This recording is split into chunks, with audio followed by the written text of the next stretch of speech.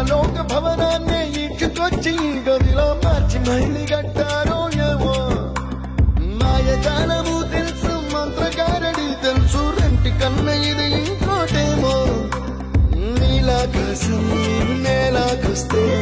ఇట్టాగే ఉంటాదో ఏమో ఈ సంతోషం